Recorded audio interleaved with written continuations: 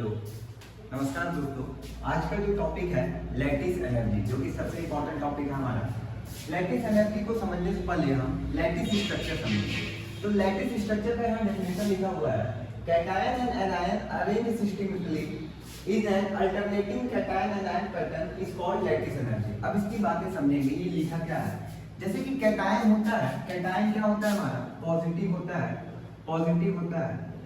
इसके चारों ओर क्या होगा, नेगेटिव। एनायन क्या होगा, इसके चारों ओर घेरा होगा। इसके चारों ओर क्या होगा, एनायन से ये क्या होगा, घिरा होगा। एनायन से क्या होगा, ये घिरा होगा। यहाँ पे तो 2D बन रहा है, लेकिन अगर आप 3D की कंपेयर करें तो आगे मान लेते हैं हमारा कैटायन है पॉजिटिव वाला, और उसके चारों ओर क्या है हमारा, एनायन है नेगेटिव। और इस एनायन के पीछे हमारा क्या होगा, पॉजिटिव अरेंजमेंट होगा। इस एनायन के पीछे हमारा क्या होगा, पॉजिटिव अरेंजमेंट होगा, क्योंकि पॉजिटिव को नेगेटिव अट्रैक्ट करता है और नेगेटिव को पॉजिटिव अट्रैक्ट करता है। इन नेगेटिव के चारों क्या होगा हमारा, पॉजिटिव कैटायन होगा। तो ये जो अरेंजमेंट है ये 2D यहाँ पे दिख रहा होगा, लेकिन एक 3D अरेंजमेंट होता है। और 3D अरेंजमेंट के जैसा, जैसे पॉजिटिव कैटायन के पीछे एनायन चारों होगा, एनायन के पीछे कैटायन जो होगा, ये सिस्टमेटिकली ये अरेंजमेंट चलता जाएगा। और जब चलता जाएगा तो इसी अरेंजमेंट को हम क्या करते हैं, लैटिस स्ट्रक्चर करते हैं। इसी अरेंजमेंट को हम क्या करते हैं, लैटिस स्ट्रक्चर करते हैं। कि कैटायन, कैटायन को कौन अट्रैक्ट करेगा, एनायन, एनायन को कौन अट्रैक्ट करेगा, कैटायन। और ये अरेंजमेंट क्या होगा, लगातार चलता रहेगा। और इसी अरेंजमेंट, इसी पैटर्न को हम लोग क्या करते हैं, लैटिस स्ट्रक्चर करते हैं। तो यहाँ तक आपको लैटिस स्ट्रक्चर समझ में आया होगा।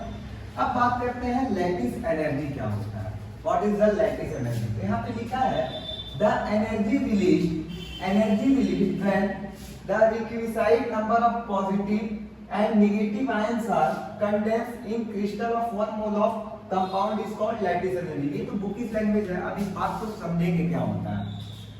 लैटिस एनर्जी होता क्या है, हमारा जो पॉजिटिव चार्ज होता है, पॉजिटिव होता है, लेकिन हाँ ये गैसियस स्टेट का, गैसियस स्टेट का पॉजिटिव चार्ज, गैसियस स्टेट का positive charge and gaseous state का नेगेटिव चार्ज जब आपस में रिएक्ट करता है, आपस में रिएक्ट करता है तो ये हमारा आयनिक कंपाउंड बनाता है। ये क्या करता है, आयनिक कंपाउंड बनाता है। आयनिक कंपाउंड बनाए तो जितना एनर्जी रिलीज करता है, जितना एनर्जी रिलीज करता है, इसी को लैटिस एनर्जी कहते हैं। एकदम सिंपल लैंग्वेज में ये है कि gaseous cation, gaseous cation and gaseous anion, gaseous cation and gaseous anion जब आपस में रिएक्ट करते हैं तो 1 मोल ऑफ आयनिक कंपाउंड बनता है। तो 1 मोल ऑफ आयनिक कंपाउंड बनाने में 1 मोल, ये इंपॉर्टेंट है, 1 मोल ऑफ आयनिक कंपाउंड बनाने में जितनी एनर्जी रिलीज होगी, जितनी एनर्जी रिलीज होगी, उसी को हम लोग क्या कहते हैं,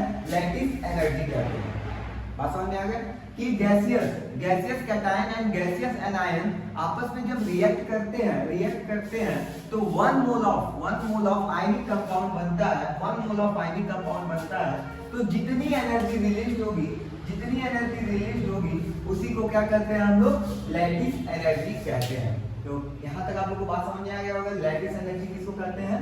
तो लैटिस एनर्जी का डेफिनेशन ये है, और लैटिस स्ट्रक्चर यहाँ पे है। अब बात करते हैं, लैटिस एनर्जी हो गया, लैटिस स्ट्रक्चर हो गया। अब लैटिस एनर्जी को निकालने के लिए, लैटिस एनर्जी को निकालने के लिए कोई डायरेक्ट मेथड नहीं है। लैटिस एनर्जी को निकालने के लिए कोई भी डायरेक्ट मेथड नहीं होता है। तो लैटिस एनर्जी को निकालने के लिए इनडायरेक्ट मेथड होता है। लैटिस एनर्जी को निकालने के लिए इनडायरेक्ट मेथड होता है, जो कि बॉर्न-हैबर प्रोसेस होता है, बॉर्न-हैबर साइकिल होता है, जो कि लैटिस एनर्जी को निकालने के लिए इनडायरेक्ट मेथड का हम लोग यूज करते हैं। और लैटिस एनर्जी को यू से रिप्रेजेंट करते हैं, लैटिस एनर्जी को यू से रिप्रेजेंट करते हैं, लैटिस एनर्जी को यू से रिप्रेजेंट करते हैं। और लैटिस एनर्जी निकालने का कोई डायरेक्ट मेथड नहीं होता है, लैटिस एनर्जी निकालने का कोई भी डायरेक्ट मेथड नहीं होता है। लैटिस एनर्जी निकालने का केवल एक मेथड होता है, इनडायरेक्ट मेथड, जो कि कौन सा होता है, बॉर्न-हैबर साइकिल मेथड। और इसको अभी आगे पढ़ा जाता है, तो यहाँ तक स्क्रीनशॉट ले लीजिए।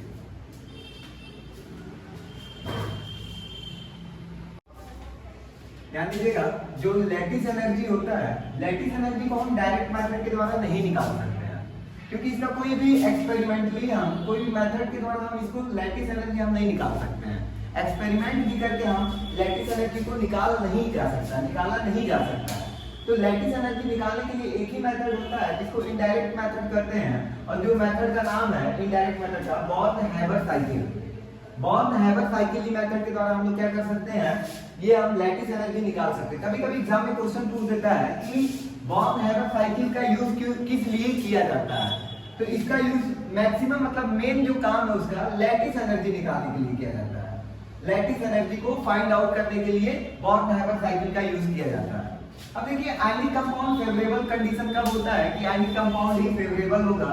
कल लास्ट वाले लेक्चर में भी कुछ बातें बताई गई थी, दो बातें वहां पे ये बताई गई थी, इलेक्ट्रॉन एफिनिटी और आयनाइजेशन एनर्जी लो होना चाहिए, इलेक्ट्रॉन एफिनिटी ज्यादा होना चाहिए और लैटिस एनर्जी ज्यादा होना चाहिए। और दो कंडीशन और है, यहाँ पे ध्यान दीजिएगा, lattice energy plus electron affinity वो ग्रेटर देन होना चाहिए, दोनों का एडिशन ग्रेटर देन होना चाहिए आयनाइजेशन एनर्जी से, तब हमारा आयनिक कंपाउंड बनने की फेवरेबल कंडीशन ज्यादा हो जाती है।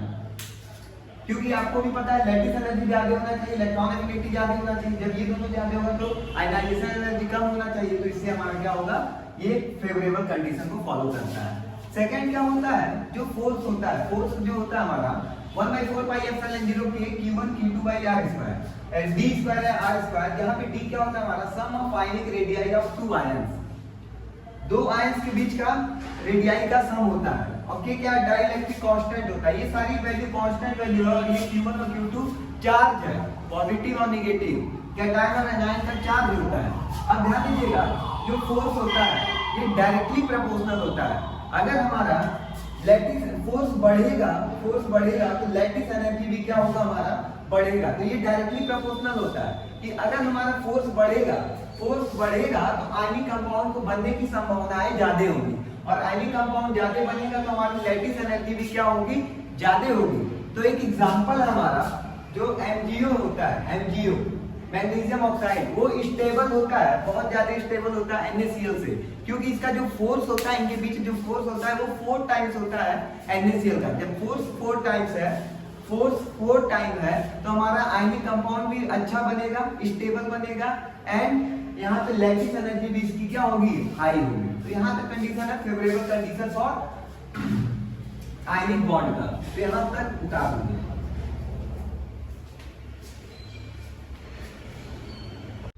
ध्यान दीजिएगा, अब हम बात करेंगे लैटिस एनर्जी को कैसे डिटरमाइन किया जाता है, लैटिस एनर्जी को कैसे निकाला जाता है। तो यहाँ पे ध्यान दीजिएगा, हीट ऑफ फॉर्मेशन, पहली बात तो ये है कि पहले हम डेल्टा HF जानते हैं क्या होता है। डेल्टा HF को हम बोलते हैं heat of formation, heat of formation बोलते हैं या एंथैल्पी ऑफ फॉर्मेशन बोलते हैं। क्या बोलते हैं, एंथैल्पी ऑफ फॉर्मेशन। इसका मतलब क्या होता है, इसका मतलब ध्यान दीजिएगा, अभी इजी लैंग्वेज में समझाते हैं। अमाउंट ऑफ हीट रिलीज, यहाँ पे भी हीट क्या होता है, रिलीज होता है, लेकिन कब होता है, जब 1 mole of compound is form, it's element is pure and stable. मतलब कि जैसे कि बात करते हैं, यहाँ पे भी 1 मोल ऑफ कंपाउंड बनता है, यहाँ पे भी क्या होता है 1 मोल ऑफ कंपाउंड बनता है, लेकिन जो एलिमेंट कंबाइन होते हैं, ये प्योर फॉर्म में रहते हैं। जैसे कि सोडियम जो है वो सॉलिड फॉर्म में होता है, पाया क्या होता है, स्टेट सॉलिड स्टेट में पाया जाता है, और क्लोरीन क्या होता है, गैसियस स्टेट में पाया जाता है। तो ये इसका प्योर फॉर्म है, सोडियम और क्लोरीन का प्योर फॉर्म है, Na सॉलिड में है और क्लोरीन गैस में। तो ये प्योर फॉर्म में जब आपस में रिएक्शन करते हैं तब कंपाउंड बनाते हैं, तो वो हमारा जो तब 1 मोल कंपाउंड बनाते हैं, 1 मोल क्या करते हैं, हमारा कंपाउंड बनाते हैं, तो जो एनर्जी तब रिलीज होती है उसको हीट ऑफ फॉर्मेशन करते हैं। जैसे फॉर एग्जांपल Na सॉलिड है, ये वाला बस एग्जांपल देखिएगा ऊपर वाला, Na अगर हमारा सॉलिड है, सॉलिड अवस्था में पाया जाता है, क्लोरीन हमारा गैस अवस्था में पाया जाता है, तो आपस में जब रिएक्शन करते हैं, ये प्योर एलिमेंट है, आपस में रिएक्शन करके क्या करते हैं, NaCl बनाते हैं। और कितना बना रहा है, 1 मोल NaCl बना रहा है, कितना बना रहा है, 1 मोल NaCl बना रहा है। तो जितना हीट ऑफ फॉर्मेशन, जितना हीट क्या होता है, रिलीज होता है, उसी को क्या कहते हैं, हीट ऑफ फॉर्मेशन कहते हैं। तो यहाँ पे हीट ऑफ फॉर्मेशन है, लेकिन बात तो हमको लैटिस एनर्जी की करना है कि सर लैटिस एनर्जी क्या होता है। तो ध्यान दीजिएगा, लैटिस एनर्जी डायरेक्टली नहीं होता। लैटिस एनर्जी का हम डेफिनेशन दिए थे कि हमारा जो, ये ध्यान दीजिएगा, जो न्यूट्रल आयनिक गैस होता है, न्यूट्रल आयनाइजेशन या न्यूट्रल हमारा आइसोलेटेड गैसियस सिस्टम होता है, तो यहाँ पे सोडियम और जो क्लोरीन होगा दोनों मतलब कैटायन और एनायन गैसियस फॉर्म में बनेंगे, और जब गैसियस फॉर्म में आपस में रिएक्शन करेंगे कैटायन और आयन, तब हमारा जो NaCl का एक मोल बनेगा, आयनिक कंपाउंड का एक मोल बनेगा, तो जितना हीट रिलीज होगा तो उसी को क्या करते हैं, एनर्जी रिलीज होगा, उसको हम लोग ionization energy, sorry lattice energy कहते हैं। तो ध्यान दीजिएगा ये फॉर्मेशन कैसे होता है, ये एक साइकिल के रूप में होता है। जैसे सोडियम अभी सॉलिड के रूप में है, तो हमको तो सॉलिड चाहिए नहीं, हमको तो सोडियम को गैसियस रूप में चाहिए, तो गैस रूप में कैसे बदलेगा, तो सोडियम को हम लोग सब्लिमेशन एनर्जी देते हैं। क्या करते हैं, सब्लिमेशन एनर्जी। तो सबसे पहला टॉपिक सब्लिमेशन क्या होता है। सब्लिमेशन वो होता है जो हमारा कोई भी सॉलिड बिना लिक्विड में बदले किस अवस्था में बदल जाए, गैस अवस्था में बदल जाए, उसको हम सब्लिमेशन करते हैं। तो यहाँ पे हम सब्लिमेशन एनर्जी देते हैं कि सोडियम हम सब्लिमेशन एनर्जी दिए तो सोडियम हमारा किस में बदल गया, गैस में बदल गया, जिसको न्यूट्रल आइसोलेटेड गैसियस सिस्टम कहते हैं। अब सोडियम गैसियस सिस्टम में बदल गया तो हमको तो सोडियम पॉजिटिव में चाहिए, कैटायन में चाहिए, तो यहाँ पे हम लोग सोडियम को आयनाइजेशन एनर्जी देते हैं। आयनाइजेशन एनर्जी क्या होता है कि सोडियम का जो लास्ट इलेक्ट्रॉन है वो अपना ऑर्बिटल छोड़ दे, तो आयनाइजेशन एनर्जी भी देना पड़ता है। तो आयनाइजेशन एनर्जी दिए तो ये Na+ बना दिया। अब इसका फॉर्मेशन हो गया, ये यही बनाना था हमारा कैटायन और गैसियस स्टेट में। अब लेकिन अब क्लोरीन की बात करते हैं। क्लोरीन हमारे पास पहले ही गैसियस स्टेट में, क्लोरीन हमारा पहले ही गैसियस सिस्टम में है, लेकिन हमको ऐसा नहीं Cl बस चाहिए, Cl चाहिए, जबकि यहाँ पे हाफ Cl2 है। ये हमारा मॉलिक्यूल के फॉर्म में, हमको अणु एटम के फॉर्म में चाहिए, मॉलिक्यूल के फॉर्म में हमको एटम के फॉर्म में चाहिए। तो हम यहाँ पे डिसोसिएशन एनर्जी देंगे, डिसोसिएशन एनर्जी लेंगे, लेकिन हाफ देना पड़ेगा क्योंकि ये हाफ Cl2 है। तो डिसोसिएशन एनर्जी अगर हम हाफ देंगे तो ये Cl के फॉर्म में बदल जाएगा। अगर हम डिसोसिएशन एनर्जी देते हैं तो ये Cl/2 होता है, और Cl2 दे दिए, डिसोसिएशन एनर्जी by 2 दिए तो ये Cl के फॉर्म में बदल गया। डिसोसिएशन एनर्जी देने पे ये Cl गैसियस फॉर्म में बदल गया, और गैसियस में था ये Cl2 से Cl बदल गया। लेकिन बात हम ये करेंगे, अब इसमें से हमको इलेक्ट्रॉन को गेन करना है। तो गेन करना है तो इलेक्ट्रॉन एफिनिटी, इलेक्ट्रॉन एफिनिटी आप सारे बच्चे जानते हैं, पीछे प्रीवियस लेक्चर में भी है। तो इलेक्ट्रॉन एफिनिटी क्या करना पड़ेगा, यहाँ पे देना पड़ेगा। इलेक्ट्रॉन एफिनिटी को भी क्या करना पड़ेगा, यहाँ पे देना पड़ेगा। तो ये क्लोरीन क्या करेगा, इलेक्ट्रॉन को क्या करेगा, गेन करेगा, और इलेक्ट्रॉन को जब गेन करेगा तो Cl- गैसियस स्टेट बनाएगा। अब देखिए हमारा कैटायन बन गया गैसियस स्टेट, अनायन बन गया गैसियस स्टेट। जब दोनों आपस में रिएक्शन करेगा तो 1 मोल ऑफ NaCl बनेगा, लेकिन जो लैटिस एनर्जी रिलीज होगा उसी को लैटिस एनर्जी कहते हैं। अब बात करते हैं, बात यहाँ पे दो चीजें होती हैं कि यहाँ पे डेल्टा HF कुछ एनर्जी निकला होगा, मतलब एक तो डायरेक्टली रिएक्शन हो गया है, और एक इतना घूम के रिएक्शन हुआ है, इतना टोटल स्टेप करके गया है। तो अब हम बात करेंगे कि हेस लॉ की बात करेंगे। अब हेस लॉ क्या करता है, ध्यान दीजिएगा। एक तो हमारा देखो डेल्टा HF से डायरेक्ट एनर्जी हमको पता चल गया कि इतना एनर्जी रिलीज हुआ है, तो हमारा NaCl प्राप्त हो गया है। एक हमारा पूरा घूम के बहुत सारा प्रोसेस हो के हमारा NaCl बना। तो हेस लॉ थर्मोडायनेमिक्स में पढ़ते हैं। हेस लॉ क्या बोलता है, हेस लॉ ये बोलता है कि कोई रिएक्शन या तो एक स्टेप में हो, कोई रिएक्शन या तो एक स्टेप में हो या मल्टीपल स्टेप में हो, 1 स्टेप में हो या मल्टीपल स्टेप में हो, जितना एनर्जी 1 स्टेप में रिलीज होगा उतना ही एनर्जी मल्टीपल स्टेप में भी रिलीज होगा। मतलब आप बात समझे कि अगर ये एक यहाँ से यहाँ तक बदलने में अगर मान लेते हैं 10 किलो जूल पर मोल हमारा निकलता है, तो ये पूरा जब एनर्जी इतना पूरा सिस्टम जब हुआ तो इसमें भी कितना एनर्जी निकला होगा, 10 किलो जूल पर मोल ही एनर्जी क्या हुआ होगा, रिलीज हुआ होगा। तो यहाँ से हेस लॉ से एक फॉर्मूला बनेगा, तो delta HF heat of formation क्या बनेगा, ध्यान दीजिएगा। सब्लिमेशन एनर्जी पहले दिया गया, तो हम लिख सकते हैं सब्लिमेशन एनर्जी। फिर क्या दिया गया, आयनाइजेशन एनर्जी भी दिया गया, तब सोडियम बना लिया। अब देखिए फिर यहाँ पे डिसोसिएशन एनर्जी दिया गया, प्लस डिसोसिएशन एनर्जी बाय 2। फिर देखिए यहाँ पे इलेक्ट्रॉन एफिनिटी भी क्या किया गया, यहाँ पे इलेक्ट्रॉन एफिनिटी निगेटिव होगा क्योंकि ये यहाँ पे निकाला गया है, यहाँ पे इलेक्ट्रॉन मिला है, मतलब ये निगेटिव हो जाता है। इलेक्ट्रॉन एफिनिटी हमेशा निगेटिव होता है फर्स्ट स्टेप में, तो माइनस इलेक्ट्रॉन एफिनिटी हो गया। फिर यहाँ पे देखिए लास्ट में लैटिस एनर्जी भी क्या हो रहा है, रिलीज हो रहा है, तो माइनस लैटिस एनर्जी।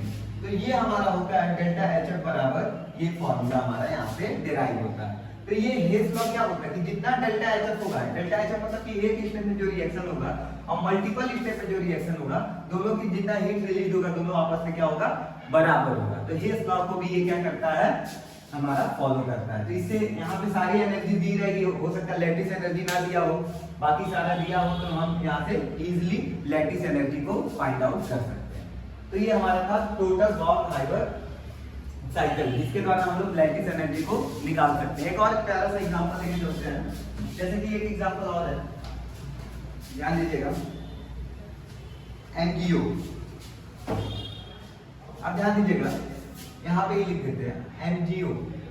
एमजीओ का जो फॉर्मेशन होता है, ध्यान दीजिए, एमजी ये सॉलिड स्टेट में होता है प्लस O2, हाफ O2 लिखते हैं तो ये एमजीओ बनाता है। और डेल्टा एचएफ, यहाँ से डेल्टा एचएफ होगा, ये डायरेक्टली एक स्टेप में रिएक्शन हो रहा है, लेकिन हमको इस फॉर्म में पढ़ना है, लैटिस एनर्जी निकालना है। तो ध्यान दीजिएगा, पहले इसको हमको किसमें बदलना पड़ेगा, इसको हमको सब्लिमेशन एनर्जी देके गैसियस फॉर्म में बदलना पड़ेगा। तो सब्लिमेशन एनर्जी दे रहा है, सब्लिमेशन एनर्जी दे रहा है, तो ये किसमें बदल गया, एमजी हमारा गैसियस फॉर्म में बदल गया। पहला स्टेप सारे बच्चों को समझ में आया होगा। दूसरा, हमको इसको क्या करना है, प्लस में बदलना। प्लस में बदलने के लिए आयनाइजेशन एनर्जी देना पड़ेगा, लेकिन यहाँ बात करते हैं आयनाइजेशन एनर्जी देंगे, यहाँ पे 2 बार आयनाइजेशन एनर्जी देना पड़ेगा, क्योंकि आयनाइजेशन एनर्जी एक बार देंगे तो इस पे केवल 1 प्लस आएगा, और 2 बार देंगे तो यहाँ पे 2 प्लस आएगा। तो आयनाइजेशन एनर्जी यहाँ पे हमको 2 बार देना पड़ेगा। एक बार आयनाइजेशन एनर्जी दिए तो प्लस आया, और एक बार और आयनाइजेशन एनर्जी दिए तो हमारा यहाँ पे क्या हो गया, Mg2+ आया। क्या यहाँ तक बातें समझ में आ रहा है, Mg2+ गैसियस स्टेट में इसका फॉर्मेशन हो गया। यहाँ तक का हमारा काम हो गया, Mg का पूरा फॉर्मेशन हो गया। अब यहाँ पे आपको पता है ये तो गैसियस स्टेट में पहले से ही था, लेकिन इसको गैसियस स्टेट में पहले से था, तो हमको इसको किसमें बदलना पड़ेगा, केवल O में बदलना पड़ेगा। और O में बदलने के लिए क्या करना पड़ेगा, यहाँ पे डिसोसिएशन एनर्जी देना पड़ेगा। तो यहाँ पे क्या करना पड़ेगा, डिसोसिएशन एनर्जी देना पड़ेगा हाफ, तो ये हमारा O गैसियस स्टेट में बदल जाएगा। मेरी बात क्लियर हो रही है। अगर जब O डिसोसिएशन एनर्जी देने पर वो गैसियस स्टेट में बदल जा रहा है, तो यहाँ पे इलेक्ट्रॉन एफिनिटी, अब यहाँ पे 2 बार माइनस करना पड़ेगा, क्योंकि इलेक्ट्रॉन एफिनिटी एक बार देंगे तो O माइनस आएगा, फिर दूसरा इलेक्ट्रॉन एफिनिटी देंगे माइनस करेंगे तो यहाँ पे क्या हो जाएगा, O2 माइनस हो जाएगा। अब ये भी गैसियस स्टेट में हो गया। अब जब दोनों आपस में रिएक्शन करेंगे तो हमारा क्या होगा, माइनस होगा लैटिस एनर्जी। लैटिस एनर्जी क्या होगा, यहाँ पे माइनस होगा, और माइनस होगा तो हमारा क्या बनेगा, MgO का फॉर्मेशन करेगा, और जो एनर्जी रिलीज होगा वही लैटिस एनर्जी है। तो पूरा कॉन्सेप्ट समझ में आ रहा है कि लैटिस एनर्जी कैसे हम निकालना है। अब बात करेंगे डेल्टा एचएस तक किसके बराबर होगा, तो यहाँ पे हम छोटे से लाइन में हम यहाँ पे अपनी बातों को समाप्त करना पड़ेगा। जो डेल्टा एचएस होगा, ध्यान दीजिएगा सारे बच्चे, जो जो जोड़ा गया है उसको हम लोग एज इट इज जोड़ देंगे। Sublimation energy plus ionization energy plus ionization energy, देखिए आयनाइजेशन एनर्जी आयनाइजेशन एनर्जी ये बन गया। फिर यहाँ पे dissociation energy by 2, electron affinity 2 बार, electron affinity minus electron affinity, और फिर यहाँ पे हमारा क्या होगा लास्ट में माइनस लैटिस एनर्जी। सारा कुछ दिया रहेगा, सारा कुछ दिया रहेगा, यहाँ से हमको बस लैटिस एनर्जी निकालना रहेगा। तो सिंपल सा फॉर्मूला इस तरह मिलता है। तो क्या आपको लैटिस एनर्जी निकालने आ गया? आशा करते हैं कि आप सारे बच्चों को लैटिस एनर्जी का फॉर्मेशन या लैटिस एनर्जी कैसे डिटरमाइन किया जाता है मैक्सिमम बातें समझ में आई। इस पे 1-2 और क्वेश्चंस हम करवा के आपको पूरा कॉन्सेप्ट को क्लियर करवा देंगे। तो आशा करते हैं वर्क हाइबर साइकिल भी आपको समझ में आया होगा। बुकिश लैंग्वेज नहीं पढ़ने की जरूरत है, बिल्कुल नहीं, क्योंकि जो बुकिश लैंग्वेज है यहाँ पे बुकिश लैंग्वेज का पूरा चीजें A to Z हम बातें यहाँ पे बोर्ड पे शॉर्ट में करके हम समझाने की कोशिश की है। क्योंकि बुक हो सकता है आप क्लास 11 के छात्र हो, स्टूडेंट हो, तो आपको समझ में ना आया हो, लेकिन यहाँ पे जो बातें पढ़ेंगे उसको इजीली और आसान लैंग्वेज में आप लोग इस बातों को सीख सकते हैं। तो आज का लेक्चर यहीं पे समाप्त करते हैं। धन्यवाद। स्क्रीनशॉट ले लीजिएगा।